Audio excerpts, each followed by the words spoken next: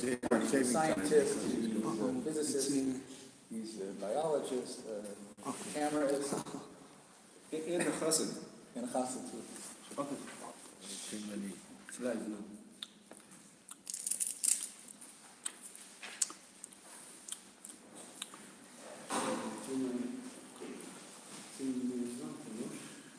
By the way, well, I don't know if it's by the way, but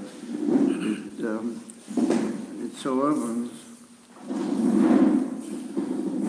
that today was the yahrzeit of the Rebbe Miller. What he was he was very, very highly held in the Polish Chassidus in the whole development of the whole Chassidus Poland. He was like the center of all the Rebbeim, the Rebbe Miller. And he was the brother of Reb Zuchia Mianipoli. They were brothers, yeah. And he didn't have such a close connection with the Alter Rebbe. It would appear that he came to the Magid after the Alter Rebbe had already sort of more or less left, because there was a whole period that the Alter Rebbe wasn't regularly by the Magid. And so during that period when the Rebbe Miller came.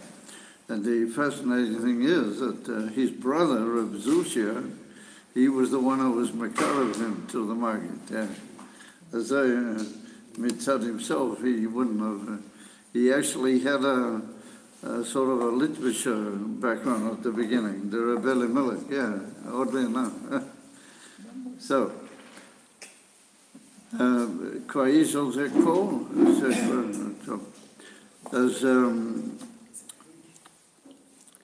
so we're learning tonight the Dvar Malchus of the Rebbe from Parshas Shemini, Toshin Non Aleph.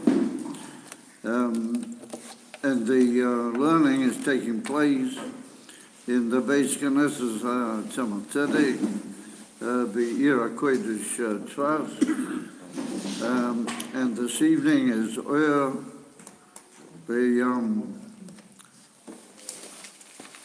Elakov Beis, Oder Beis, Thursday night, Toshin Ayin Tes.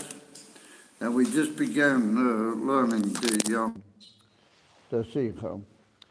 And we were talking about the possibility that can occur in Ashona Peshuta, not in Shnasa Ibur, or in Ashona Peshuta, that Shemini can be read 8 times during the immediate pre-Passover, Pesach, and post-Pesach period, 8 times in a row. So the Toshin Nun Aleph was one such year that they read 8 times. The Rebbe said that they finished the 8th time on Shabbos, Parshas Shemini. Al kach yesh noi pizgam mefursam. In reference to that, says the Rebbe, there's a well-known epigram which has it, ha'oime, that Shemini, Shmoino, Shmeino. That if you read Parsha Shemini, Shmoino 8 times, then Shmeino, you get a fat year. In other words, you get a very blessed year. And it's also Makubal by Yidden, what the Rebbe is going to talk about that it also has a shaykhus in that Shmeino to the whole union of the Gula Shlema. Shona shebo koidem es a parsha Shemini, Shmeina piyomim. Tiyeh shona Shmeina umalea b'cholto. It'll be a very, very blessed year, full of all good things. Pisgom zeh matim b'miyuchat l'shona zu. So the Rebbe said this Pisgom has got a very special appropriateness to that particular year that the Rebbe was speaking, Toshin Nun Beis. Yeah, Hoya Tahei Shnas Arenu Nifloes, Toshin Nun Aleph, I'm sorry, Toshin Nun Aleph, that is well known that the Rebbe made public the whole concept of the fact that Toshin Nun Aleph is a Rosh Tevas of Tahei Shnas Arenu Nifloes. What Arenu Nifloes is based on the the posik in Micha Hanovi, Ki mei tzeischo me'eretz Mitzrayim arenu niflois. That when there will be the Geula Shleima, I will show you niflois, just like I did when I took you out of Mitzrayim. So that's posik in Micha Hanovi.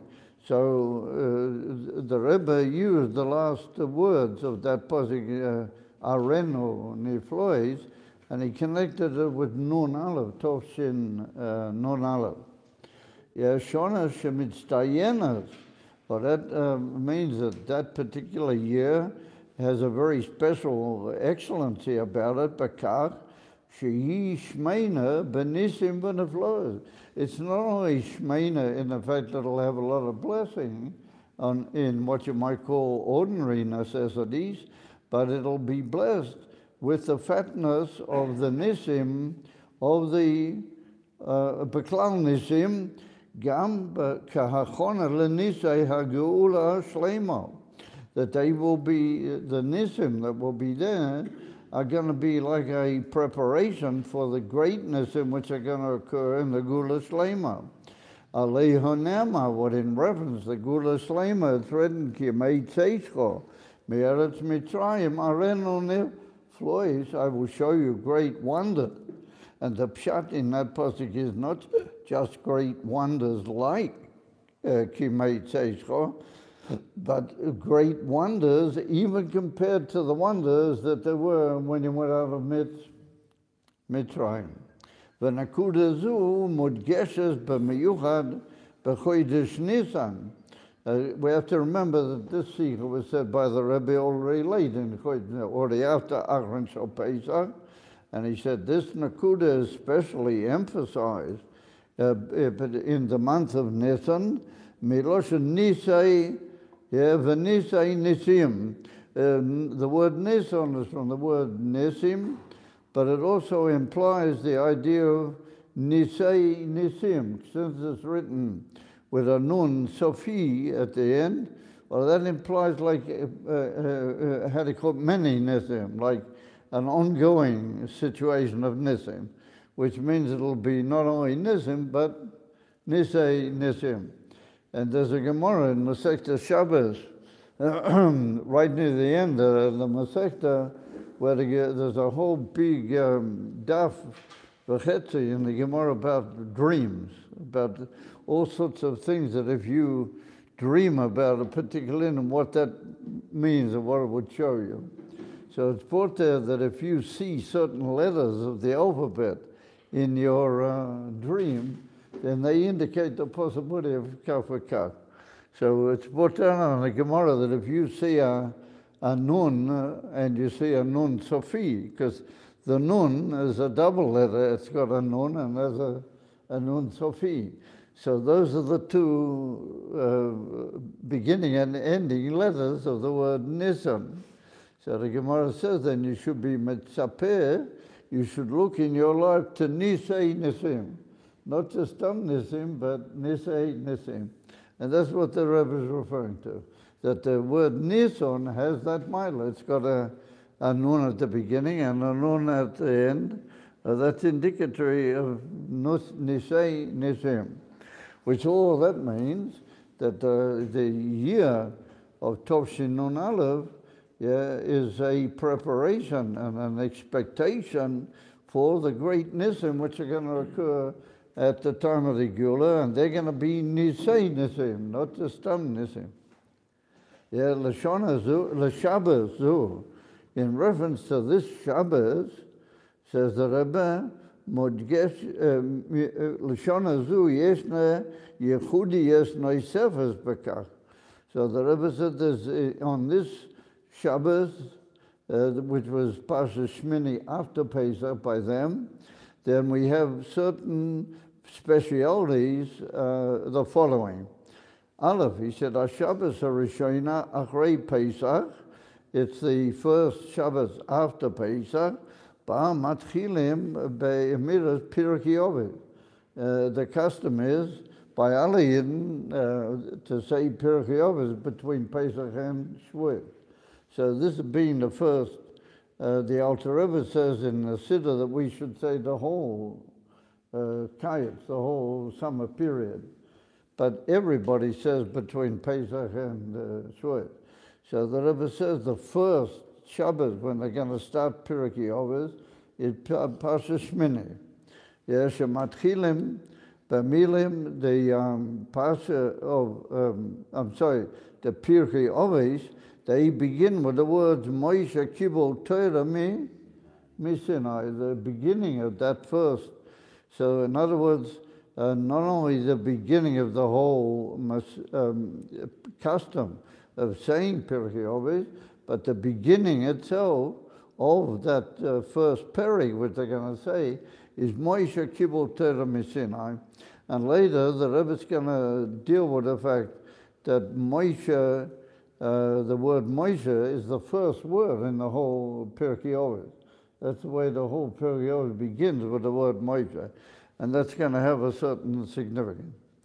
So he said, Shabbos Acharina, the second thing is that it's the last month of Chodesh Nisan. It's already Mavochim HaChodesh Iyar, Parshas Shemini.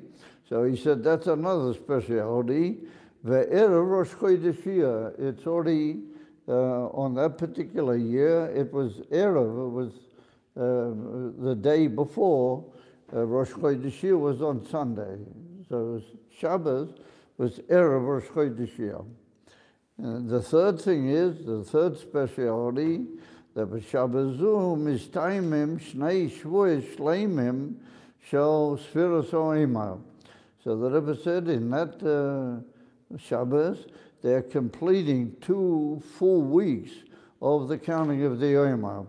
Now that we do have a similarity in our year, and that is that in certain years, when Pesach falls out on Shabbos, then you begin counting Sfiras Oimah on Motzoi Shabbos, which means Sunday is the first day of the Oimah, and that means that all the 7 weeks are all going to be counted starting with Sunday. In other words, that every week of the Sfiras Oimah is going to be what's called a Shavua Tamima. It's like a full week, beginning from the beginning to the end. Not that we start in the middle of the week counting the new week, but we're going to count all the 7 weeks beginning at the beginning of each week. So it was like that in Toshin Non Aleph also. So the Rebbe said that's a very special thing, that he said on this particular Shabbos, we will be counting Sfiras Oimah in that way, which means that on this particular Shabbos that the Rebbe was giving, the Sikha was 2 full weeks were completed. They started counting on Motzoi Chag Pesach. This was already the 2nd full week of Sfiras Oimah. He said, Echad Hamayla Shebishon Hazu. Oh, that's one of the advantages, Baklau, in this particular year, Shesfiras Oimah Matchila B'Yom Rishon Umistayem as B'Shabbos. All the 7 weeks are all going to begin on Sunday and finish on Shabbos. Masha Gerim L'chak Shesfiras Oimah Titpatzeya B'Oivan Naile Yoter. Well, that's considered a special way of counting the Oimah. Means you finish every week on Shabbos and you begin every week on Sunday. So he said that's a special elevation in Sfiras Oimah. Ukedivri HaMedrash, that there's a Medrash Rabbah which says, Emasai Hein Tamimois. When do we have the Emasa Maila of Sheba Shavos Tamimois? You know what that's written in the Torah? That they have to be 7 perfect weeks or full weeks. So you have that any time if you're careful to count straight away in the evening and everything. You have it tmimas. But here you have it in the simple sense that it's 7 full weeks from Sunday to Shabbat. And the Medrash says that when are we makayem the requirement of tamimas in a perfect way? Because Pesach b'Shabbos, whenever Pesach falls out Shabbat, then you keep the Sfiras Oimah in a very special Tmimus dik away. V'yatchil lispoya b'moitoi Shabbos, oza Shabbos is ein tmimayis. So the Midrash says that's when they are emes tmimus. Otherwise, you can also have tmima, but that's the emes tmima. Well, that's also in this year that the Rebbe is giving the sikha. So there's all sorts of factors on that particular Shabbos, what they are specialities. Mekivan shekol zeh bar b'Shabbos achas, since all this occurs on one Shabbos, Aleph, Shemini b'pam ha-Sheminiyas. Yeah, Harikot Parshas Shemini for the 8th time. Erev Rosh Chodesh, Siyam Shvoayim L'Spiros O'ima Shleimas, and Tchilas Pirchei Avos, Mochochim Anu Lahasik, Sheyesh Keser B'nayim. We have to understand that since all these inyonim occur on one Shabbos, then we have to say that they're all linked together. They all have some relation that requires them all to come together. Sharei Hakol B'Hashgacha Protiyas. And the Rebbe, of course, makes the famous observation that if everything is Hashgacha Protiyas, how much more so things in Torah and mitzvahs, and in the way things fall out in Torah every day and every week and so on, then that's for sure Hashgacha Protiyas. That's directly hit you in the eye, to use the expression that must be Hashgacha Protiyas. So he said, Be'ikar. He said, Aleinu limtes akesha le'in. So the Rebbe said, nicht that it's just Hashgacha Protiyas, but we are required, being in the generation before the Geula, we are required specially to find the kesha to Arenu Nir Flois. What is the connection with the Tovshin Nun Alu, which is Arenu Nir Flois? Shiyeh b'hageula, and that's going to be straight away, says the Rebbe, in the Geula. So we have to find the interrelation and the special relation with the Geula Amidjavashleim. So he said the Pisgam that we quoted at the beginning, the famous epigram that's common by Yidden, that Shemini, Shmeino, Shmeino, Loi Borur Adain. The Rebbe said that if you think about it, it needs a little bit of further examination. He said, Kasher Koirim Batera as Parshas Shemini, when we read Parshas Shemini, Moven Shakriya Zu Mashpia Al Kol Mahalach Hashona. There's a cloud that every prat in Torah as a reference also to all the general pratim. That when I do anything on any Shabbos, then that has a special relationship to where that occurred in the year. But it's got, since that only occurs once a year, then that's got an effect on all the year as well. It must have a certain, how do you call it, relationship with the whole year. So the Rebbe said, "Moving shakriya zu mashpia al kol malach hashana." The Parshas Shemini is not just a significance for its own self, but it's got to do with the whole year. Sharei HaTorah hi hoiroa lekol hazmanim. Every Indian in Torah is a etzem dika hoiroa for all the times. So he said, "Mikivan shemini pirushay shuman." He said the etzem word Shemini itself is based on the word Shuman.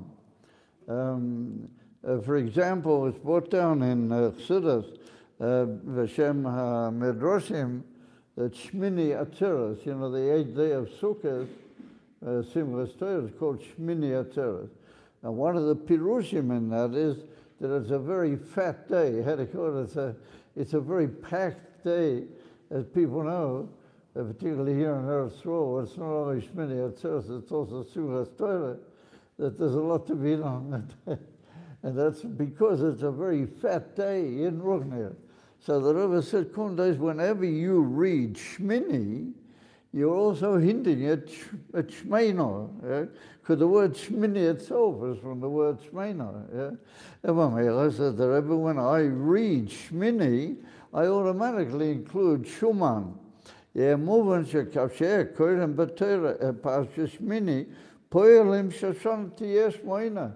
Since we say that Shemini affects the whole year, and Shemini means anyway, it's got in itself a pshat, where it means Shuman. Why is it that we say that because we read it 8 times, that's what makes it a Shana Shemini? The Etzem Shemini itself would make it a Shana. Im kein, l'shema tzarik likra Shemini b'meshech shmoina piyomim. What do we have to call it 8 times?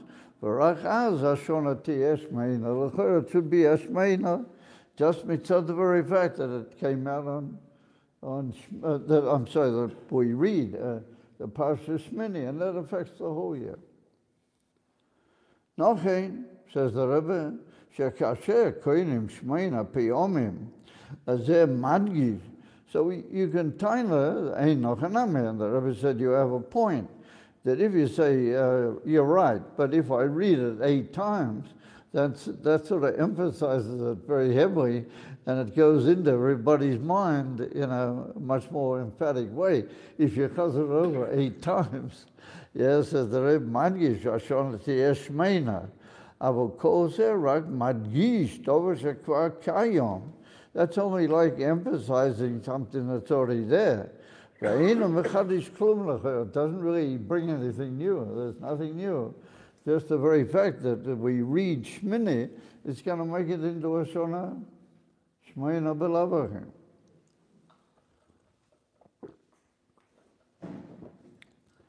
Kedei lahovin zois heitev. In order to understand this much better, oleina lahovin ma mashmois amispar shmoina. So the Rebbe said, in order to get into this whole question and this whole issue, we need to pay careful attention to what is the word shmoina. And I had a shiur yesterday in the yeshiva over here, and we spoke about it over there also at length. And that is that if we examine the way we live according to cycles of 7. The whole week is 7 days, and then it starts all over again the first day, Yom Rishon, which means that we don't just count days unendingly, but we count in cycles of 7. That's the way we count time, which means that 7 is a very important number to us.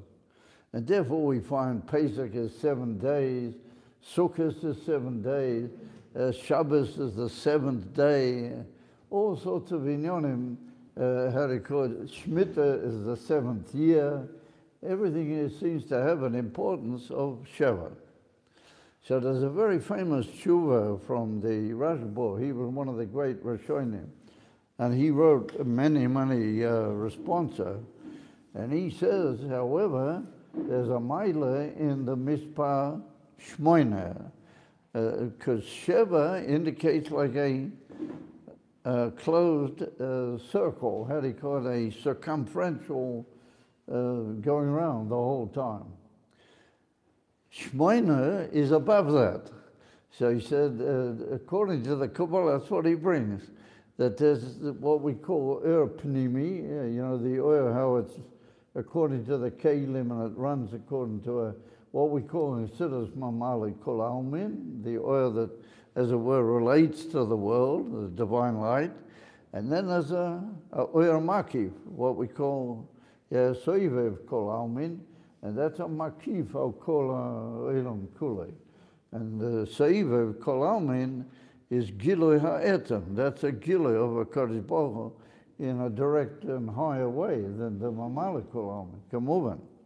And Mamela, the Rashba says that 7 is Mamali Kol Almin. That's the divine influence which is, as it were, measured to a certain cycle, albeit in that cycle, Gufni have Chitzonius and Pnimius. So Shabbos is the Pnimius of that. Of a Shmoina, says the Rashba, is a much higher thing, and Shmoina indicates Soivev Kol Almin. And therefore he brings a lot of different examples of how you have also in Jewish time, you have Shmoina a lot. And that is, we just mentioned Sfiras Omer. Sfiras Oim is 7 weeks, but Shavuos is the beginning of the 8th week. Shavuos is already Shmoina. And the same with the Yovel. The Yovel is already Shmoina, 7 times Sheva, and then the Yovel is Shmoina. And Shemini Atzeret, we just spoke about the 8th day of Sukkot, is the 8th day, okay. And many such examples. And there's a very interesting fact that the Rabbeinu Bechaye, one of the great Meforshim, the early period Meforshim, he says that in the Mishkan, everything was built around the number of 8. It's very interesting. For example, the Kohen Gadol had 8 clothes. He had 8 clothes, and if he wore anything less than 8 clothes, he couldn't serve. And then he goes into, I don't want to, excuse me, using his power, I don't want to be much with you with all the details, but he goes into a whole beginning that everything is connected in the Mishkan with Shmoina. Why? Because the Mishkan is this revelation of the etzem of the Eibishter, that had he called a Suli Migdosh, V'shochanti B'seichom, the very essence of Hashem is going to dwell there. So that's the whole inyan of Shmoina. And therefore, he said, Parsha, in our Parsha this week, Nema Vayi Bayoma Shemini. And the diuk here is, brought down on the great Meforshim, that he could have just said the next day, because he, up till the, here, he's been talking about the Shivas Yemei Meluim. He could have just said, and the day after, or the Mocharat, this and this happened. The fact that he said it would all happen on the Yom HaShmini, well, that indicates that the fact that it was the 8th day, well, that is a very special reference to all that happened on that day. And what happened? He said, "Oz yitchil HaKadosh Baruch Hu lishkoin b'mishkan." The very fact of Gilui HaShechina occurred on the 8th day.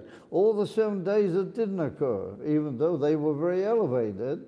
But when did it occur? Davka on the 8th day. Ma garam l'kach, and that's the point now. He said, "Bein Ashar Ayom Hashmini Atzmei." Apart from a couple of other things, the fact that it was the 8th day, well, that's why all these great things happened. And what happened? That the Shekhinah came down and dwelt in the Mishkan. So the Rebbe said, "Ha'ilam kosher lamispas sheva."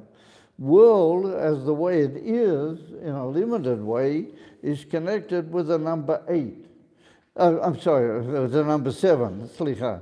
Ha'ilam kosher lamispas sheva. The word is, the world, the way it is connected with 7. B'sheva yomim nivra ha'olam. The whole world was created in 7 days. Mesamales ha'ira laki ashayach la'olam. Well, that means that the Eibishter brought about a revelation of his being that relates some way to the world and makes the world have a place. Shmoina, this is brought down in the famous response of the Rashba that I mentioned. Shmoina mesabu davkes o eselamayla me'olam. And that's what he says, the Rashba, that 8 represents not how Hashem gives place to the world and causes that symptom of his light to relate to the world, but how he's higher than the world, and to a certain extent the world is bottled, like Avidat. Lohein, he said, Davke bayom hashmini lamiluim lavoidas hamishkon shosa hashchina b'mishkan. And that's the Ika factor. And this is brought down in certain great Meforshim right at the beginning of the Parshas, and one of them is called the Kli Yoko. He's brought down in a lot in the Mikrois HaGedolos. And he says that there's a direct connection between Yom HaShmini and the Hashroas HaShchina. He said, B'kol HaYomim Shelifnei Zeh Ovdu Harbe, they did a lot of things.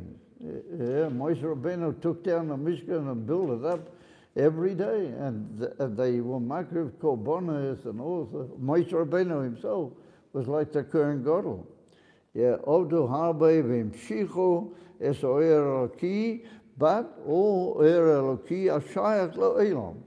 That was all 7. And therefore, that was the Oyer Eloki, which has got a reference to the world and it gives place to the world. By Yom HaShmini Mesamel Es Oyer Shalom Mi'al Ha'olam. Yeah. V'Amel Helam Ha'olam. It's beyond the whole symptom and the hiding of the world. Now that's the revelation of Etzem Elokus. Yeah, Es Hashem Levadoi. Oh, and like it's brought down in reference to Matan Torah, which was also a similar revelation of Elokus, it's written, Ata Horeiso Lodas, Ki Hashem Hu Elokim Ein Oid Milvadei. So he said, that's the Gilui of Yom HaShmini. So he says, Ol Shota Shchina B'Maseyem Shel B'nai Yisrael B'Mishkan. Then, that unbelievable oil, which is beyond oilam altogether, that came down and dwelled in the Masa Yadeihem, how they call it, in the limited physical world of physical activity on the part of human beings.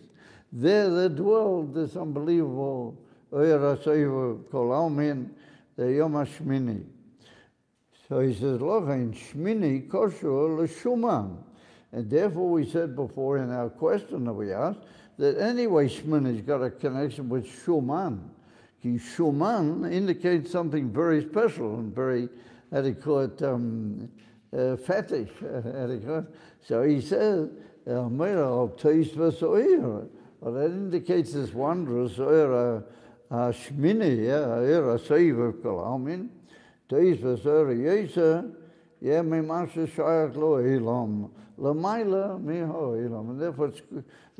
that was our question, that anyway indicates Shuman. Yeah. So he said, Avra'ikahu, says the Rebbe, that's wonderful, but he said there's a much greater aim that Yidden are all about.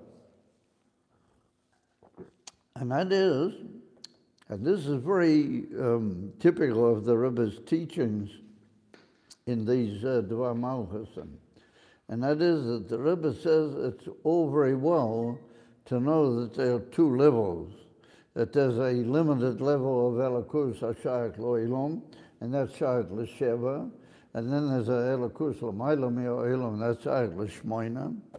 However, basically, they remain like 2 inyonim, which are not really shayach one to the other by definition.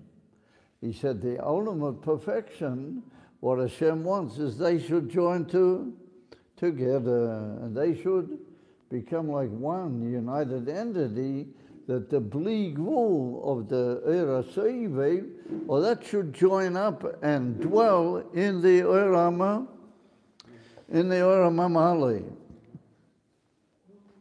Come on, guys, we've got to wake up. Uri, Shudaberi. It's, I mean, that's a pretty amazing statement, that the Rebbe says the bli gvul and the gvul have got to link together. So I ask you, if you had emes of bli gvul, just imagine you had it in your hand, bli gvul, and you had it in the other hand, gvul. If you put the bli gvul on the gvul, what would happen to it? We would just swallow it up. It wouldn't have any place. So ask yourself the question, how can we suggest a chibur and a joining together of bli gvul and gvul? Elamai, you have to get an even higher quick. You have to go even higher. Well, that's the whole Chabad Torah, you guys. The whole Chabad Kvetch is that you're never satisfied. Not a battle on him. You're never satisfied. See, you got Oyer HaSeiva, very nice.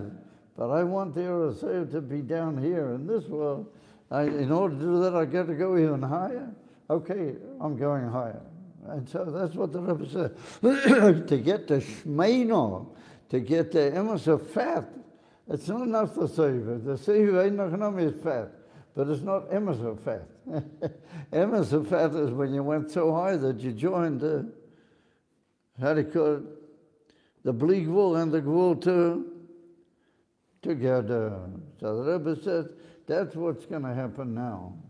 And he said, when they built the Mishkan and the Beis Hamikdash, there was a ongoing sign to all Yidden that the, how do you call it, the bleak wool had united with the wool, and there was the Lamaila Misaiva Mamale was joining them together the whole time. Can anybody come up with what it was? Come on, somebody do a bit of work around here. I do. I'm the one-man band around here. What is the obvious indication that that was the case? The Gemara says in Masechta Yuma that the Oren inside the Kodesh HaKadoshim, it can't be. It doesn't make any sense. Because the Kodesh HaKadoshim, particularly in the Mishkan, was only a small area. And if you measure the area of the Orain, the Torah tells us that there was a certain space between the Orain and the walls. And it can't be. It's not enough room for there to be that room. You follow? So what does the Gemara say? It had to be. The Torah tells us that the Orain was in the middle and it had so much to each wall. So the Gemara said it couldn't be. So what does the Gemara say? The Gemara says that the Orain was there but not there. It was there, but it was Lamaila Miha Hamido. And so it comes along the Rebbe and he teaches us that that is a yichud of bleak wool and wool b'yachad. To have something which is a midah, and yet it's not measurable in ordinary space, or that is a union of gvul and bli gvul together. That is what we call omnipotence, all possibility. You follow? That is a union of bli gvul and gvul. Avamela, he said, Ikahu sha'oir shalamayla mi'oilam Shemini, that's to come and shine into the world. It's not enough that it remain above.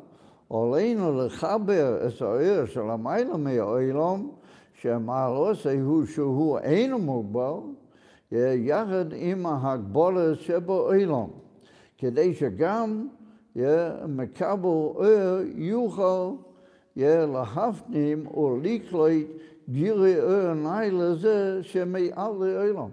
He said the whole kavanah is that you as a limited person, you are a makabel, and a makabel is a limited, how do you call it? Everybody knows how limited he is, yeah? That he should be able to be kolet, and he should be able to absorb the obligable, the mailam. Is there some problem there? Yes, what's the problem?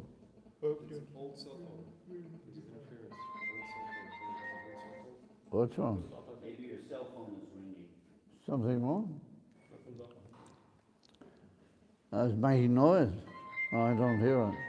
My phone's making noise, but that's making a noise? Yeah. Your phone is ringing, that's what's making the noise. Oh, that's why my phone is ringing? Yeah. My phone is ringing because that's making a noise? No, because your phone's ringing, that made the noise. Oh. That doesn't sound very likely. My phone's just a little button on your phone. Wouldn't be able to make a noise to disturb that. Anyway, whatever, it comes out, says the Rebbe, that the ultimate purpose of the Eibishter is that you as a makabel, you should be able to absorb the obligable, and it should be inside you and part of you. So he said, that was the purpose of the whole Beis Hamikdash, And that'll also be the perfection of the Beis Hamikdash Ashlishi. Lahashkin es ha-shchino shel ha-mayla mi-ha'olam b'toich ha-mishkan ha-mugbal. Yeah, v'derech ha-mishkan, yeah, l'kol ha'olam kolo. And by being that in the Mishkan, it'll go out to everybody. How do I know that? Because it's written, B'shochanti b'tzoi chom. I will dwell in the Mishkan, but through that I will dwell in everybody. So first of all, it's going to be the case in the Mishkan, then it's going to go out and affect everybody in the whole world. Ra'u zois ba'orein. So the Rebbe said this was observable, and it was openly visible in the whole inyan of the Oren, including the luchos inside the Kodesh HaKadoshim. Shahoya b'mishkan ha'oren imi yoyze mugbal amasayim v'chetzi al ama v'chetzi. It had it was 2.5 in the breadth and the length, and 1.5 in the height. Hoya l'mayla mi'akbola v'loi tofes mokim b'kodesh HaKadoshim. It didn't take any place, even though the point is that it has to be al pi Torah amosayim v'chetzi. If you made an oren less, then you didn't make a proper oren. You made a thing not al pi Torah. You had to make an oren with those measurements. If you made the oren with those measurements, it couldn't fit into another measurement, what the Torah says. It couldn't fit properly in that way into the Kodesh HaKadoshim. So therefore the Eibishter had to make as it were, a nes, and there had to be this unbelievable linkage at a bleak wall with the Gevur. And that was something that was visible the whole time. So Einoch Hanami, it wasn't visible to everybody in the normal sense, because not everybody could walk into the Kodesh HaKadoshim. But it was well known that the Kohen Gadol told everybody that that's the way it was. It was well known that that was the situation. That was in the consciousness of everybody. Kach, he said, Gam b'avidus Hashem. So he said that since the whole purpose of that is to v'shochanti b'tzoi chom, to reach everybody in the whole world, so therefore in the service of Hashem of every year, there's a similarity to that. Yeah, hoyo efshar I'm sorry, Gam b'avidus Hashem, efshar l'avodas Hashem, b'tzimtzum u'b'hagbara. A Yid can serve the Eibishter, but he's only doing it with his limited koiches. You know, he's doing it properly, and he's very sincere and serious about what he's doing, but it's limited. Yeah, kak yisaf sheloi lahafnim molikloit es avedas Hashem. And he can even make a pnimius, and he can absorb a lot of good things. Oh, but ultimately, he's like limited according to what you might call seichel, and even if he knows there's l'mayla me'al seichel, but he doesn't really get involved in that.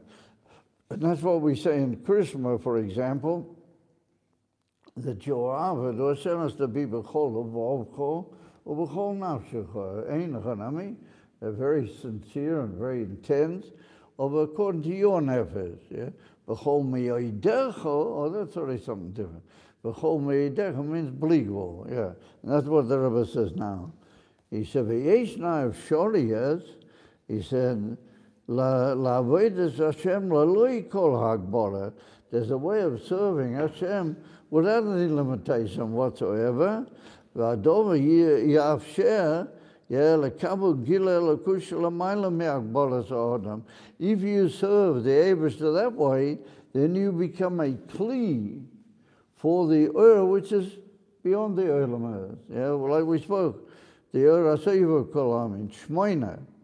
Yes, so the Rebbe said, Avshodas HaMushlemasi, the perfect way of serving the Eibishter, La'avodas Hashem la'mayla me'akbola, u'la'hagdir zois gam b'pnimiyah. In other words, to link the two things in your own life. To bring the la'mayla me'akbola into the pnimiyas, which is mobile. So he said, Kach yumshach avedas Hashem shel hamayla me'agbola, gam ba'aveda mugveles. Chibur stay hamaylas yachad. That's the perfection. The Rebbe never lets you off easy. The ultimate perfection is not just to know or even to hold by B'chol Me'edecha. The mile is to make B'chol Me'edecha penetrate and affect B'chol Avov B'chol Nafsha. It's all going to be like one perfection. La Maila Me'agbola all together with Hagbola. So the koyach of that is a very high koyach.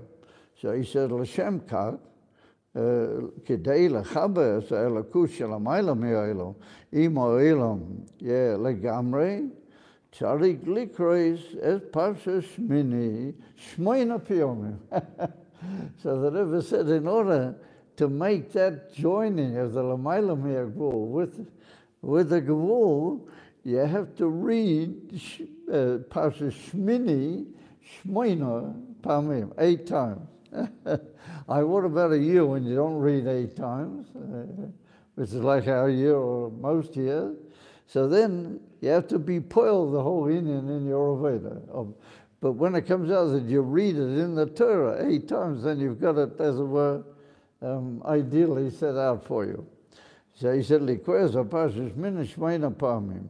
Shmini magia amnam achrei sheyesh 7 lefono, ודווקא בגלל שיש 7 יכול להגיע עד שמיני, אבל אחר שיש שמיני הוא מספר סידורי נפרד מה7 שקומנו לו. So here the Rebbe makes a very interesting, almost semi-mathematical point. And the Rebbe says that there are 2 types of numbers. There's what's called cardinal numbers or ordinary numbers, and there's a mispar siduri. Well, siduri means first, second, 8th, 9th, 10th. Yeah. Ordinary numbers or cardinal numbers in English are 1, 2, 3, 4, 5.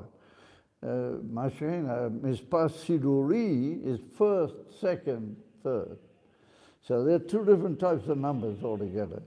So the Rebbe said that the mispar siduri is only possible if you've had before that the number which goes before it in ordinary numbers.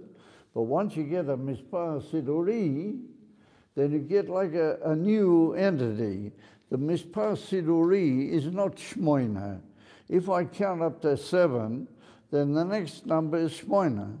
I don't count 7 shmini. No, well then Shemini is a different idea. It's like the 8. Yeah, it's a separate concept. First of all, I got 7, and then I got 8. So I can't have Shemini unless I got the 7 before. But they're not necessarily connected. Shmoina is connected with all the ordinary numbers. So I counted the ordinary numbers up to Sheva, and then I moved to Shmoina. But if I say Shmini, I mean a different concept. It's based in a way, but it's a different, it's what's called a musag nifrad, or mispar nifrad. So therefore the Rebbe said, yeah, that's a mispar siduri, nifrad me'asheva shekod maloi.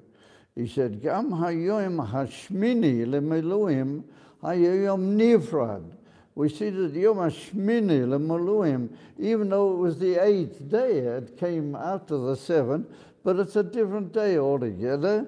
Yeah, Imailas nifradis mikol hasheva shekod malei. It had Maila, yeah, different than all the 7 days before. Boy Ashchina short of a Mishkan. That was the day that the Shechina actually came down, and therefore it's called Vayi Bayom HaShmini. Yeah, it's not written Achrei shegamru sheva yamim ayom lemacharat ayakach v'kach. No, it's written by Yom HaShmini. Yeah, on the 8th day. That's when all these things occur. Which means that the 8th day is like stating a different state, and that's when the Oyer HaSeviv came down and appeared in the Mishkan, and that's the day that it dwelt in the Mishkan. So the Rebbe said, Shmoina hu mispa koilo. The number 8, not 8 with TH, but 8, is a mispa koilo, is kol shmoina yakdo. When I count up to 8, I've got 8 units, all of them together. So Enoch Hanami, that's got a mile that there's many of them, there's 8 of them, but they're all like included in the same general thing, that they're all movable. They all go 1, 2, 3 in a Seder. So Enoch Hanami, the number 8 has got all the 7 together with it, but they're all the same thing. So he said, that's called a mispa koilo. Es kol hashmoina yagdo, gam es hasheva shelifnei hashmoina. Shmoina lokeach es kol shmoina hayomim, umale es kol l'dagas shmoina. So he said that what happens when you move a number before, you've gone up into another number, and you couldn't do that if you didn't have all the other numbers, so all the other numbers go with it into that new aliyah. Oh, but they're all together. K'day lechaber es elokusha me'al oilom bo'ilom, tzarich koidem sheyeh chibur me'ein zeh be'elokusha l'mayla me'oilom. So the Rebbe says that in order for us to bring about that the Elikus, which is beyond world, should join together with the Elikus in the world, then we have to, as it were, go up into a madrega where there's like a power which is a fila in the Lamaylam here. Olam is joining things together. So he said that's the in of Shemini. And Shemini, Madgish Keitad, Bli Gvul, Koilo, V'choider, Gamasa Gvul. When I say, how to call it, Shemini, I mean a thing that's been preceded by 7, so I'm koilo the 7, but I mean something beyond the 7 also, like we pointed out before. I mean a gather which is beyond. So it's got the mile that it's beyond, but it's also got a certain linkage within itself. And that's what gives it the power to come down and join up with the Shmoina Kipshute. Yeah, so he said, so he says, Kol Seder Hishtalshalas. What that means up here, Kabbalah, the whole Seder Hishtalshalas, but Kol HaProtim, Aleph, Beis, Gimel, Dalet, Hey, Vav, Zayin, Ches, but Kulam Choide Giloi Habligvol, Shemi'alo Elam. So what happens is that the power that it has within itself to join with the Gvul gives it the power to come down into Shmoina and to join all of those united numbers into the Bli Gvul and be part and parcel of the Bli Gvul. So he said, Beshonim, that's a very profound Indian. So Kunta is that nothing happens stam.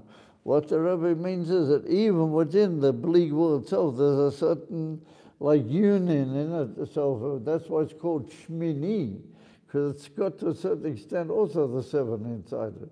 But the way Shmona has the 7 inside it is more ordered. How do you call it? Just the flow, one after the other. And he said, because the koyah beyond the world has already got a power of union, well, that gives it the ability to come down and join the Gvul and the Bli Gvul together. Is it short of like... Avamela, he said, Beshonim, Shebohem koidim as Parshas Shemini pam achas oy sholish piyomim, הגילוי של השמיני, גילוי שמעל העולם, לא יכולה מספיק בתוך העולם, גילוי בתוך העולם. It doesn't go enough into the world. That's interesting. Very, very amazing. He said, גילוי זה נשאר עדיין, יהיה מחולק מהעולם. It remains a little bit separate from the world. רק כאשר קודם השמיני, פעם אחר פעם, במשך 8 פעמים, רק אז חוידה הגילוי של המעלה מהעולם יהיה בכל 8 הפרטים או פעמים. Like the Mispah, how it's all like 8 details of the one thing.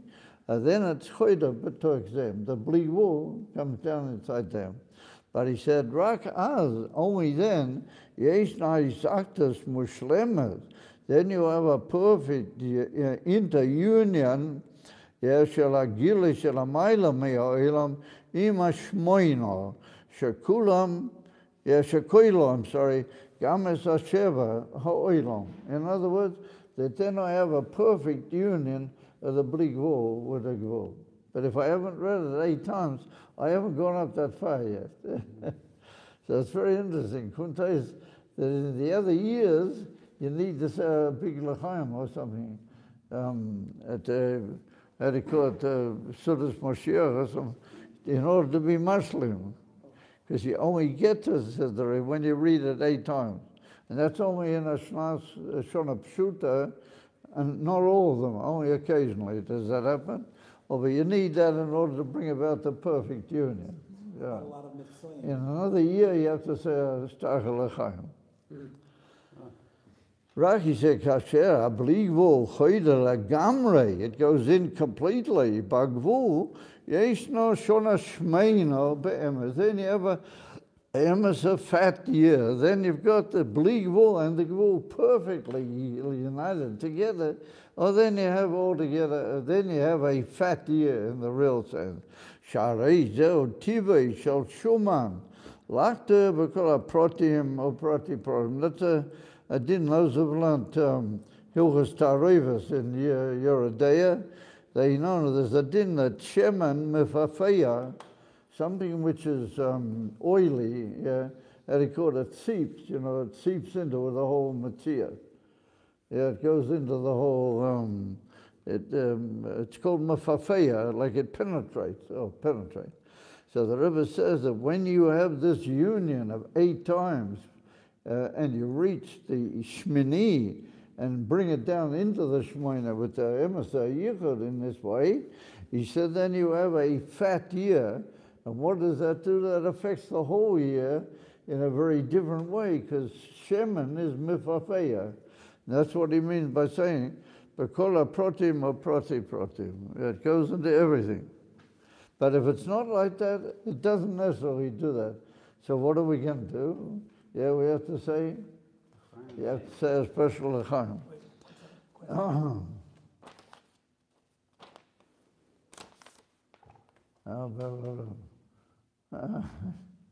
Yeah, ain't nothing. Yeah, I would agree with you. So Yehuda makes a good observation that maybe if you make a very special effort in Miptoim, you go out and you spread Yiddishkeit to a lot of people, well, that would be like bringing the Shemini into the Shemina, or even perfect. Yeah. Is Shemini like a Shemini? Is it like a? I'm totally sorry, I can't hear a word. Is Shemini a conduit from the Bli Gvul to the Gvul? It's like a mamutza. Huh? Is Shemini like a mamutza from the Bli Gvul to the Gvul, or what is? Yes, in a way, but Shemini itself is really short to the Bli Gvul. It's really the Bli Gvul, and Shemina is the Gvul. And Shemini and Shemina get together. How do they get together? By a koyach atzmi shel hamayla mishneihem. What would be a corresponding bechina in terms of spheres for this? What would be a corresponding bechina of Shemina in terms of the spheres for this? Avoda opi tam v'das, the ordinary avoda of a person, according to tam v'das, and that's Gvul, or that's Shmoino. Shmini is b'chol maridecha l'mayla mizeh. How do you join them together? You have to have a very special code. In terms of a sphera, but corresponding. A sphera? Yeah, or corresponding a skala. Oh, a sphera. Well, it would appear that Shmini is the union from Bina, well, that's the Moichin, Shalaman. And the limited is the union from Midas, because Midas is Meloshan Midah, measurement. Because later on, the Rebbe says that we could suggest that this whole power of Shmini is Al Pi Kabbalah connected with the Moichin, and particularly with Bina. All right. So now he says, Nakuda Noisefes, there's an extra Nakuda. כדי להגיע לדרגה הניילס והנפלאה של שמיני, אלוקוס למעלה מהעולם, חייבים לעבוד קודם בשבס הדרגה של העולם עצמאי. Oh. So the Rebbe said you can't just jump up into Shemini, boom, any old how. Yeah, you have to go through the limited, first of all. You got to, first of all, put down a foundation of limited Veda with the Shiva. Yeah? And that's the Indian of getting up to Shmoino, but that's limitation. And if you don't have that, then you can't just all of a sudden be, how do you call it, highfalutin. Yeah, you have to first of all build, and that's why we see that Sfiras or Ima, first of all 7 weeks. And then we have Shemini, then we go up into Shemini, which is Shvuot. But first of all, we have to count the Ima. And the same with Pesach. In order to reach Shemini, which is Achron Shel Pesach, you have to have the 7 days of Chol HaMoed. You have to have the basic Avodah Shal Pitam V'das, Kedei to reach the Lamayla Mitam V'das. That's a very important point. You can't just come along and be contrary to what certain people think. Chayvim Lavod Koidem, B'Shivas HaDarga Shel Ha'olam Atzmai.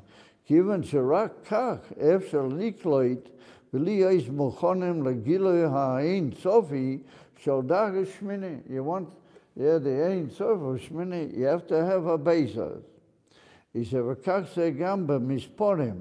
שמונה מגיע רק כשיש 7 לפונו. You can't even reach, even in the perfection of limitation itself, unless you first of all got the basis. You have to have 7, then you can get to shmoina. Even though it's like within also the limitation, but that's the perfection of it. But you can't have it if you don't have 7 before. So he says, מכך ניתן להבין שהגבול בשורשי הוא עוד יותר נעלה מהבלי גבול.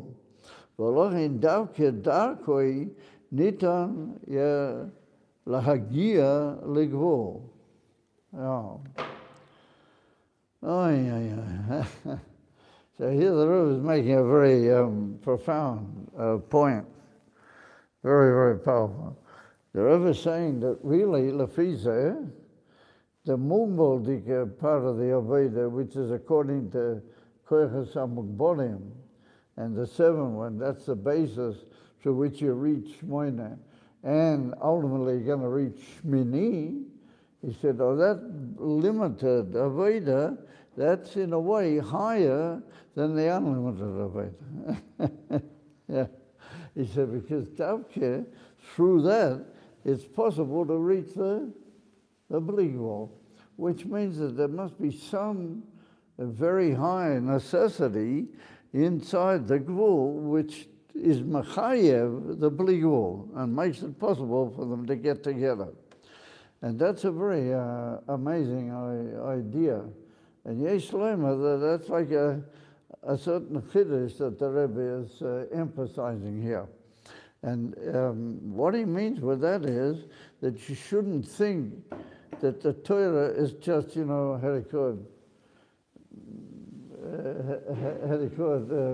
wilde inyanim, you know, things outside of Gvul altogether, and that you can start and finish with that. So the Rebbe said, no, you can't reach the Bli Gvul if you don't have a basis of the Gvul. And the basis in that Gvul, well, that makes it possible for later the Bli Gvul to join the Gvul. There's siman that there's a koyach in that kli that makes it possible for the union with the Bli Gvul. It doesn't mean that without that you can't have a Bli Gvul, but to bring about their union, you have to have the Gvul, which means that there's a koyach hidden in the Gvul that makes possible that union. That's what he says now. So he says, ניתן להבין שהגבול בשורשי הוא עוד יותר נעלה מהבלי גבול. ולכן דווקא דרכן ניתן להגיע לגבול מהבלי גבול לתוך הגבול. That's what he means. And therefore he says, גם האורן שיתייחד בכך שלא יתופס מוקם V'hoya bilti mugbal. Yeah, but that's what we have to say. The Gemara said that it didn't fit into place. Nonetheless, he said, "Igia lekidusha say, rak liachar shebanu say, ba'isha midas or meduda kefi shetzivu Hashem." You have to make it a certain way. Later, it's going to fit l'mayla mi'agvul. But if you didn't make it in the limited way that it wouldn't be able to fit, then Hashem doesn't want it. First of all, you have to make it that way. And then there'll be a union of the bli gvul with the gvul. That there's a very profound giving of power in your limited Aveda, which makes it chayik, and that opens the gateways for that amazing union, which means we have to say that hidden inside the gvul is what's called, and the Rebbe calls it in the footnotes of the Sikha, the korha atzma. So like the korha atzmi, hidden in the gvul of what you do according to ordinary Masudadik Aveda at the beginning, which makes it possible to unify the bli gvul, which has no shaykhs over here, to make it unify the bli gvul with the gvul. Over Mela Kumta is that you mustn't play down a Masudadik Aveda. You follow? You can't just go straight away to the bli gvul. You have to have, first of all, the Seder Masuda of the gvul. And that's an amazing idea. That's a mamish pillar pliers. Avamela says that later on, the Rebbe goes on to say that who gives you the koach of all these zaken? Later to reunite and everything, Moshe Rabbeinu. And he said that's why on Shemini, the first perikim, Pirkei Avos, and the first word is Moshe. Moshe kibul Torah mi Sinai. So he said, what's Moshe got to do with it? So it's brought down in Sforim that the word Moshe is a Rosh Tevas, Moshe Shammai Hillel. Now what is Shammai Hillel? Chesed and Gevurah. Moshe is Tiferet. Moshe is higher than them altogether. And it's well known that in Tiferet it's the Koach Ein Sofi, to unite opposites, to unite Chesed and Gevurah together. Of a Mela, who can bring down a koyach of the bli gvul into the gvul? Once you have the basis of your Aveda in the gvul, who can do that? Moshe Rabbeinu. And that's why on a Shabbos, when you're reaching Shemini and you're causing Shmeino in the whole world, you have to start learning a Mishnah which begins with the word Moshe. That's what he says. You have to say Moshe. And even better, you have to have Moshe. Yeah, you have to have Moshe Rabbeinu. Yeah. In other words, you have to have Melech HaMashiach. Sorry guys, but that's the Matthias, that's the Indian. And that's what the Rebbe goes on to say. That's why we have to have Moshe Kibul Torah. And he said, that's the pshat, Moshe Kibul Torah Sinai. Because Sinai was a small little mountain. It was hardly noticeable as a mountain. And therefore, as the Medrash says that in later generations, Hashem made it taller than what it really was. That the Sinai you see today is a bit higher than it really was then. And so the Rebbe said, what is the mila of a small mountain? You are a mountain, but you're small. And that's the end of Emes a bittel, that you have unbelievable things to give, and that's Moshe Rabbeinu, but you're small, and you're bottle. If you're like that, then you're clear to the bli gvul, and then you can join it up with the gvul, the Shemini, with the Shmeina, and then you can bring to the Emes a Shmeino, but that is Kula Mitzvah Vashlema, take him Yadma.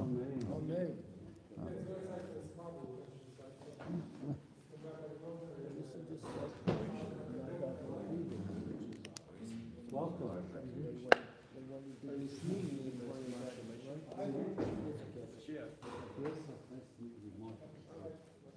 Is it the same inyan like Nadav and Avihu. They wanted to do the Shemini before they. Yeah, somehow I can't hear what's his name. It was like Nadav and Avihu. This whole idea of Shemini. They wanted to get up to the top before they had the foundation. He said it's like Nadav and Avihu it's like Nadav and Avihu that they wanted to get to the top without going by way of a Yeah. study.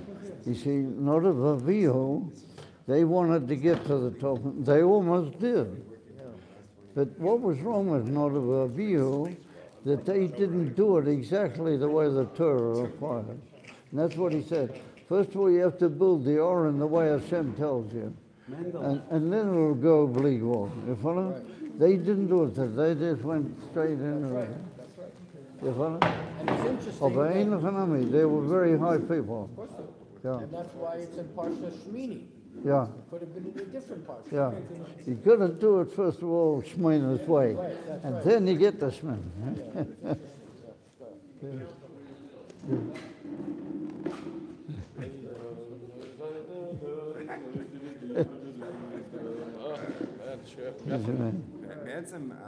בעצם חסידס הוא השמיני.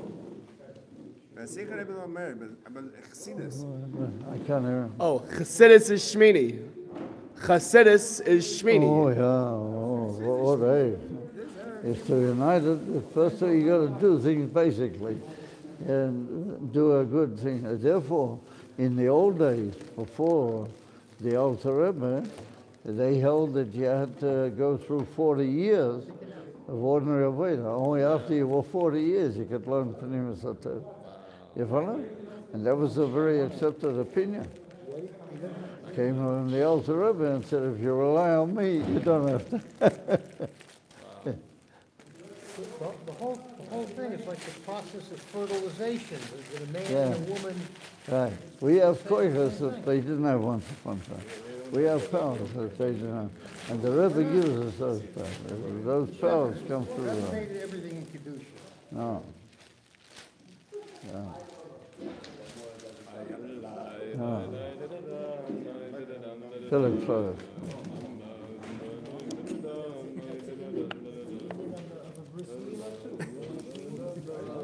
Is the Shekhinah dwelling in the Mishkan an example of the bleak world?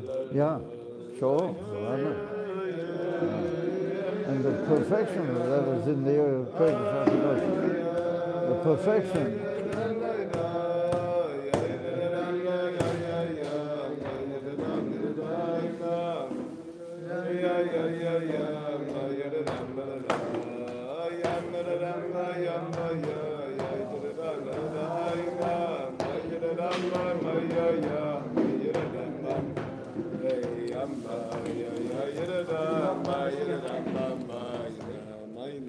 Where's your friend that couldn't make it? No, I don't know. I'm with you. I also have Tanya sharing, but he's not going to. But, You got enough on your head without chasing after him? Yeah. You know, it all happened. Taking a smicha test, B'ezrat Hashem, next week. Fair enough. Yeah. Fair enough. Yeah, the Gafni.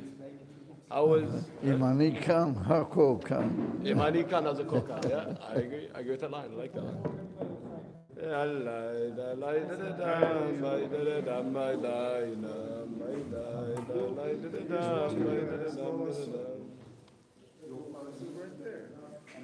It's the old reflex, you know. I have to work on it. What's for bragging with Rav Gafni? Come on, we got to go. Am I right or am I right? Get it. Yeah.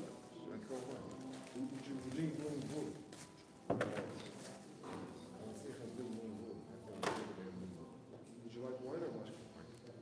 He does the honors. A little bit. How's your parent? How's your parent? How is your parent?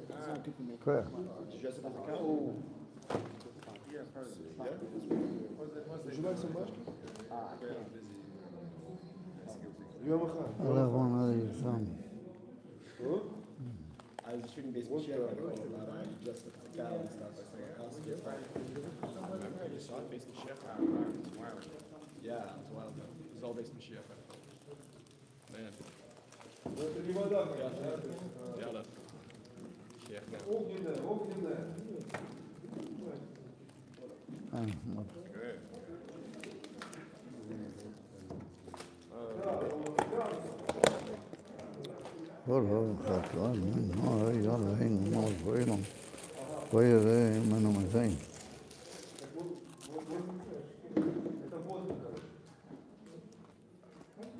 Or is the Tehu, Keli B'Tikun. Oris of Tohu and Kalim of Tikkun. Huh? Oris of Tohu and Kalim of Tikkun.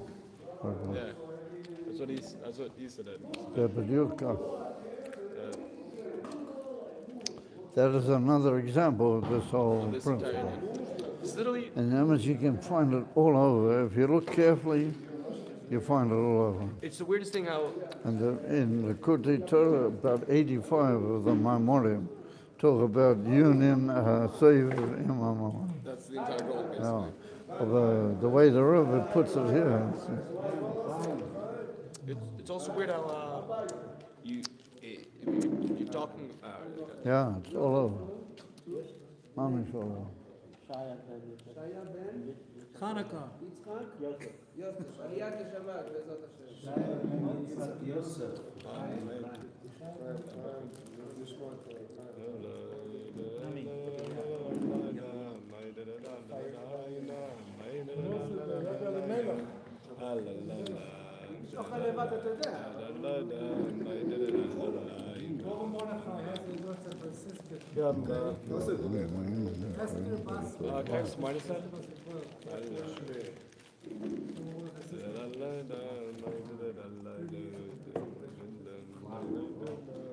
Actually, I'll give you some extra instead. Amen.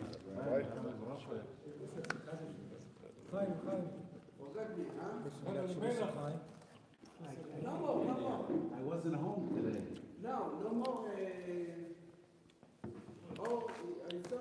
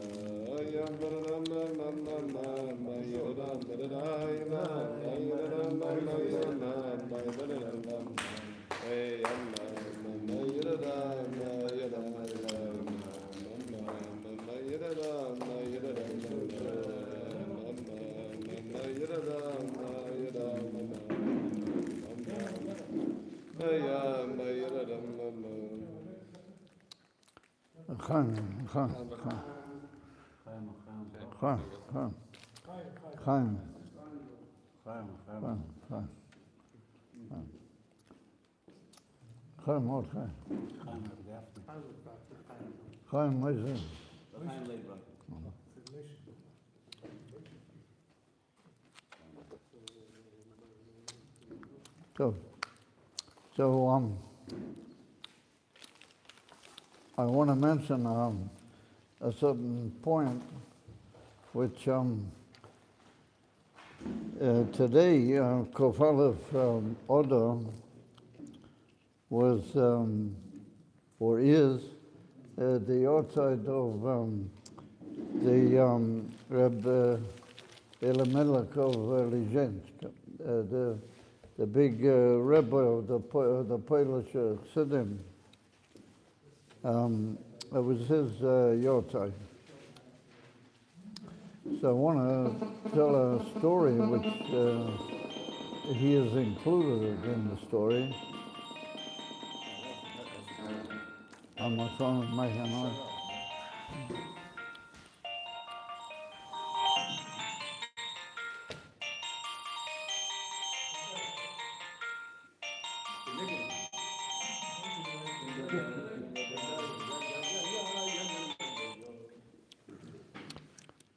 Levi. Listen, Levi, I'm in the middle of a bringing around in the Tumul Tzedek.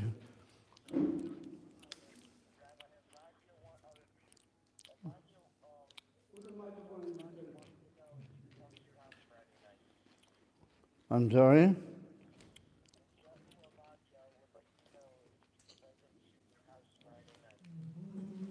Oh, you want to come over? Yes. I'm sorry?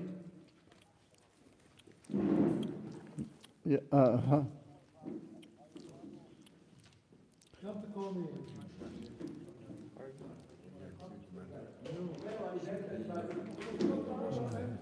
don't know what he's saying. Maybe you can understand. Tell him that I can't work now. Yeah. Okay. Oh, for sure. Yeah. There's a bacher from Timimiderech who'd like to come over for Friday night, if that's okay. No, there were 3 altogether. 3, yeah, it would be. Yeah. I think it should be all right. It would be all right for him to come? I hope so. Basically. Yeah. He didn't know it was middle for bringing. I don't know. Anyway, so listen, I want to tell you guys a quite amazing story, which includes but it's a story which was told by the Mashpiyim in Lubavitch. And it has certain of the general rules of the behavior of the Hasidim. And that is like this. It's well known that Rebbe Elimelech, he was a brother of Reb Zusha in Parah. They were brothers. The Reb Zusha, he was a very, very early Talmud of the Maggid of Meseritz. He was already there when the Alter Rebbe came, or he was already. And his brother, the Rebbe Elimelech, was only later. And he, Reb Zusha, he was Makarev, his brother, the Rebbe Elimelech, to the whole derech of the Maggid. It's mashma that he wouldn't have become involved had it not been for Reb Zusha. So it's well known that in the early stages of their connection with the Maggid, they were makabel on themselves, Rebbe Elimelech and the Reb Zusha, that they made their journeys and they were makabel on themselves what's called golas. That's to say, there's an Indian, like it's written in Pirkei Avos, Havei goyla l'mokum Torah. You should go out in golas. You shouldn't be in your home, and you should be, you should be sort of out in some sort of exile from your normal life. And they did this, and it's supposed to be a very big segula in serving Hashem and helping you change your midas and everything. It's a whole big thing. So he and Reb Zusha used to go out on these wanders where they were like in golas. They would just wander around from town to town. But of course, they were very great people, so they didn't just wander, And they took upon themselves to wherever they went to make Bali Tshuva. Their whole meaning was that anybody who needed to come back to the right way, then he was like their, how do you call it, Matorah. He was like their goal. So they would come into a town and they would sort of put out feelers, wherever. And the way it worked was the following. They used to come in and meet a certain person, and all of a sudden Reb Zusha would start complaining just how terrible he is. in this life, you know. And he was saying, well, you know, how he's over all these terrible Vedas, and he's really something shrekler. And he's, you know, he's terribly mournful about this, and he wants to change, you know. And the guy, you know, who they were talking to, he would look at Reb Zusha and he would say, you know, this can't fit to this guy, you know, he's not like this at all. Or who does it fit? It fits me, I'm the one. So he would gradually, he would break Reb Zusha's tears, and he would say, Rebbe, ich bin ein nicht hier. I'm the one that's like that. So what would happen? Then Rebbe Elimelech would come into the picture, and he would say, what is a tikkun for this guy? And he would say, Reb Zusha used to bring him to admit, understand, that he needs to change. And the Rebbe Elimelech would give the tikkunim. So once they come into a town, and they're told by certain people in the town, there's a guy that runs this kretschmer, this little like tavern where you can get a room to sleep or whatever. He's a yid, but he's, how do you call it, you know, he's well off the dirt. He's a difficult customer, nothing to do with him. So they go over to the kretschmer, and all of a sudden Reb Zusha starts saying, oh, you know, he's in some terrible pain, you know. So this guy says to him, Rebbe, you know, what's your problem, man? You know, what's up with him? Maybe. So he said, oh, I'm such a terrible brother. And he said, I just can't take myself anymore, you know.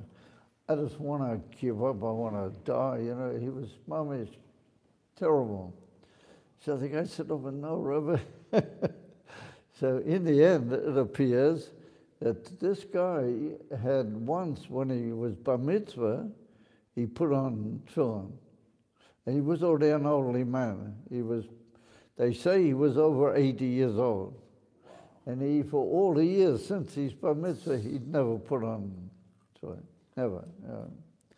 So all of a sudden, Reb Zusha, you know, started saying, oh, what a amazing mitzvah, you know, tefillin is the basis of all Yiddishkeit. Oy vey vey, you know, I haven't been putting on kosher or tefillin, who knows what's... And he made this, you know, tremendous mourning about it. So the guy said, no, wait a minute, Rebbe. He said, yeah, you got it wrong. He said, it's not you, but it's me. So, you know, the Rav Zusha made out as if he, you know, he didn't believe him. You know, it couldn't possibly be. It's me. You know, so no, it's me. So what do we learn from that? We learn from that a very big clown by the Siddim, that you never talk about somebody else's fault. That if you want to in some way be ma'ir of the other person, then you have to find that in yourself. You know? But you don't accuse or besmirch another person. That's a big cloud. And that's what the Reb Zusha taught the Rebbe Elimelech with that. So the Rebbe Elimelech said to him, there's no other Eitzah. He said, we have to put tefillin on you. So the guy says, what am I going to do? I don't have any tefillin, you know. So they said, well, we'll give you our tefillin for now. So he said, yeah, but what's going to be tomorrow when you guys leave? You know, I can't borrow tefillin around here. You know, it's a little winny village. There's only a couple of Yidden here, and they're busy with their own things. What am I going to do? So you know what happened?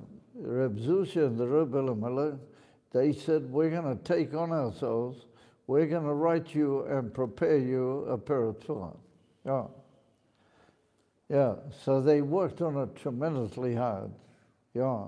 And the Rebbe Elimelech made batim, and the Reb Zusha, he wrote the Parshas. Yeah, he actually got cloth and he got ink and everything. And he wrote the Parshas. And I think the batim was made by the Rebbe Elimelech, and they sewed them all together, and it was mamish piliplos. You know.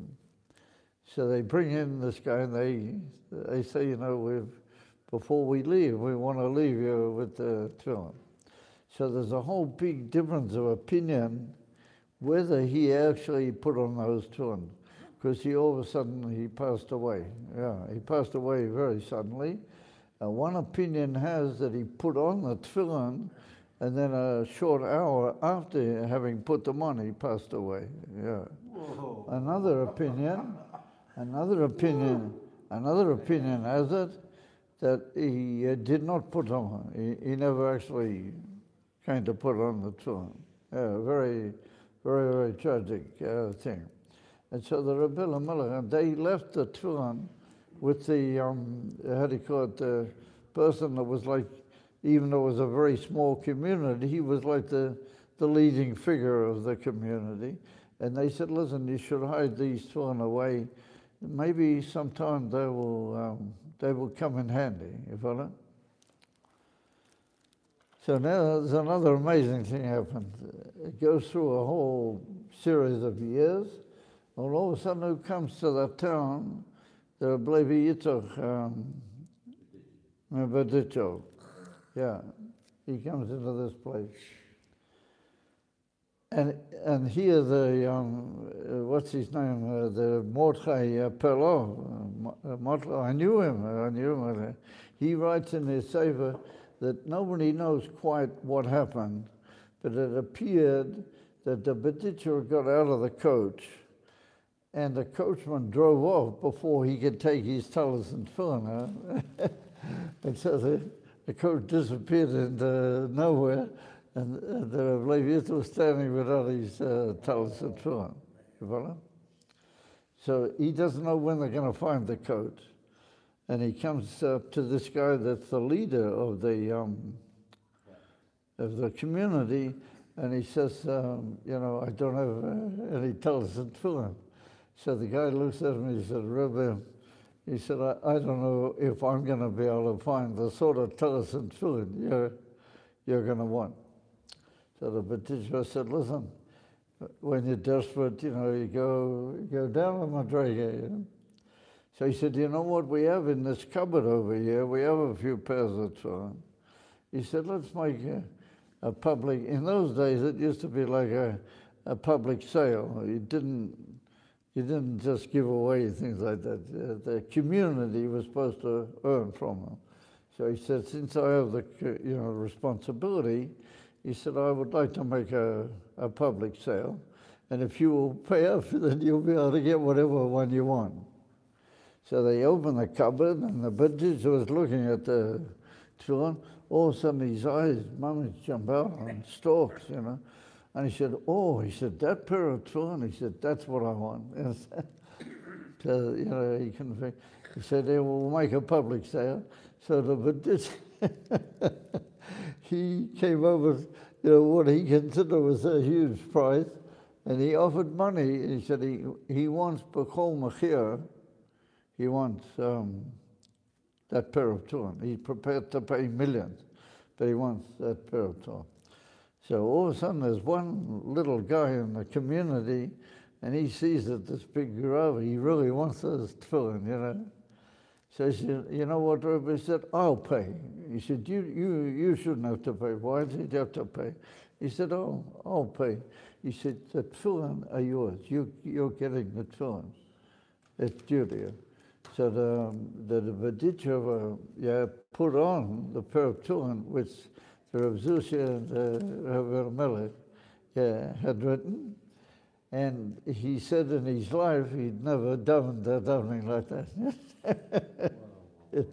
The Halakha B'tishva, you follow? He got the pair of tefillin. So there's differing opinions as to what actually happened with them in the end with those tefillin. But according to one opinion, the Reb Levi Yitzchak kept them, you know, out Sof Yomov, and he used to put them on. Yeah.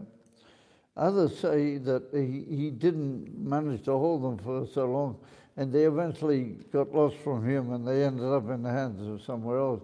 There's a whole difference of opinion about them. But what do we see from that, Meister? We see that where you want to go with the Parshas and with the Pshitas, and you want to bring people back. You're talking about, you spoke about Mitzrayim.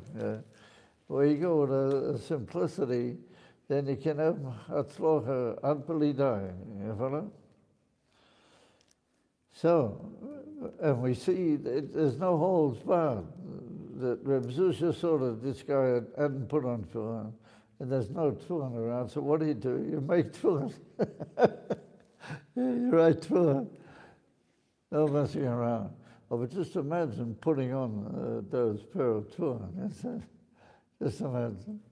And what do we see from that? That the Zusha, he never said anything about anybody. He never said a hard word about another Jew, even somebody that hadn't put on tefillin all of his life. He said about himself.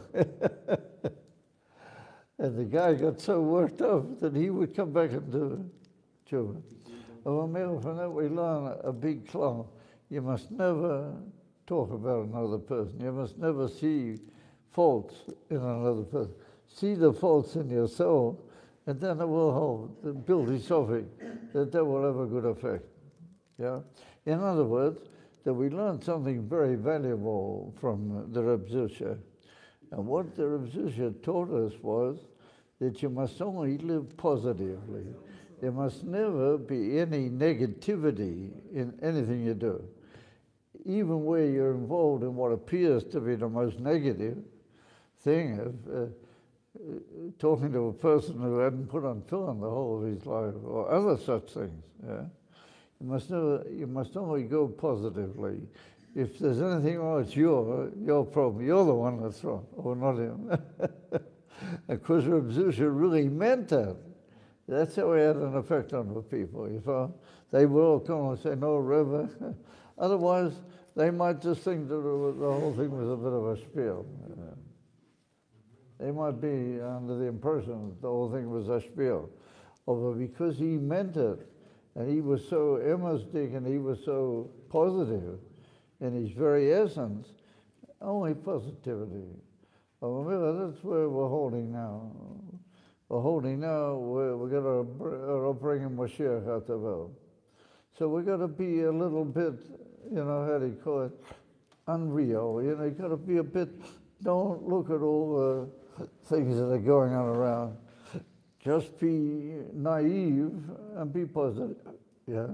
The whole world now is going crazy about politics, so you don't go crazy. You talk only about Mashiach. You follow? You talk about Mashiach, about this, about that. Yeah. And if you really mean it, people will say, wait a minute, maybe this guy's got a point, Is there anybody really to vote for? I mean, the whole thing's a litona, beloved. Turn darkness into light, exactly. Yeah. Just ignore the whole thing and be positive. Just talk about bringing Mashiach and making the world into a better place. And people will be affected. They'll really say, Mom, this guy's got a point, He really has a point. That's a tremendously important message to us in this generation and this point in the generation where we find ourselves. You must only be positive. And the same at home with your family and with your Rebbetzin and with everybody. You must only see positive things. And when it appears that, let's say your wife did something that annoys you, so you think for a moment and you say, now wait a second, the reason she did that was really because, this and that, She really is a very, very elevated person. And that's what she meant good. So I'm the one that, I'm crooked, I'm getting it wrong. You understand? And so you start saying how much you know, and she will say, oh, no, take it easy. And everything will be peaceful and everything will live well. And you'll end up realizing that you really do have a very good wife. In other words, that you will realize miles in her that you never paid attention to before. And the same with your kids, the same way. You treat them only positivity. Only positive. They give you a schmiss, then you say, well, yeah, I said, that's what was due to me, Menashe Mine. Isn't this wonderful that, he had this custom for me? And you see only the good, you follow? And you end up saying, wow, I didn't realize I have such a good son. I thought he was a black sheep. He's not really. He's got violence. That's where you have to go. Utterly on him. Everything. Yeah, that's what we learn from that Maisa. And therefore the Alter Rebbe said about the Alter Rebbe, he said about Reb Zusha that the Emerson Goan of all the Talmidim of the Maggid was Reb Zusha. And he was well known as the, in inverted commas, simpler, He wasn't famous as the big Goan. And the Alter Rebbe said, he's the Emerson Goan. From the whole Inyan Torah is to teach us to be Parshas and simple and to look only good. And that is a big trick. I remember Reb Mendel once said to me that the Emes Gionas is Avos Yisrael. Lomdas and Pilpulim and all. He said, that's got to do with, cop. He said, but to really love other Jews, he said, that's Emes Gionas. That's a tremendously powerful brilliance. And he said, that's the Emes Gionas. And that went into my computer and stuck, you understand? Gionas is Avos Yisrael. Different idea altogether. And therefore the Emes Gionas is the Rebbe. The Rebbe's Torah is just unbelievable. It's bleak wool. But what was the outcome? The Rebbe stood for hours and gave $10.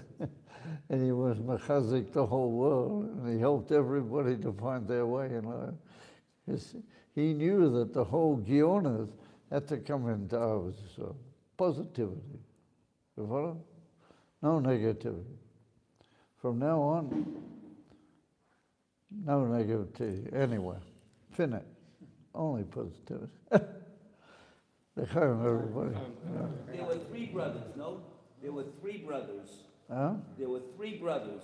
Reb Zusha, Rebbe Elimelech, and they had another brother. No. No? Only two. Only two brothers. There were two other brothers. There were two other brothers, and that was the Reb Shmuel Shmelkes and the Reb Pinchas Balaflor. Over there, it could be they had a third brother, but they're not mentioned in this. There's only two brothers.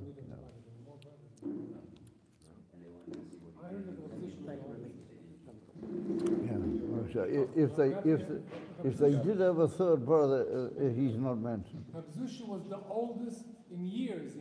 He was the oldest of the Talmidei Maggid. Reb Zusha was the oldest of the Talmidei Maggid? Who? Reb Zusha. I don't know if he was the oldest. He was one of the earliest. If he was the oldest, I can't really say. Because probably the other Talmudim were a bit younger than him, the Pinchas Balaflor and that. But I can't say 100%. So I heard that Reb Zusha was the oldest and the Alter Rebbe was the youngest. Reb Zusha was the oldest and the Alter Rebbe was the youngest. I don't know. But in Parshas, Reb Zusha was older than the Alter Rebbe. Because the Alter Rebbe was very young when he came to the Maggid. And but Parshas, Reb Zusha was older.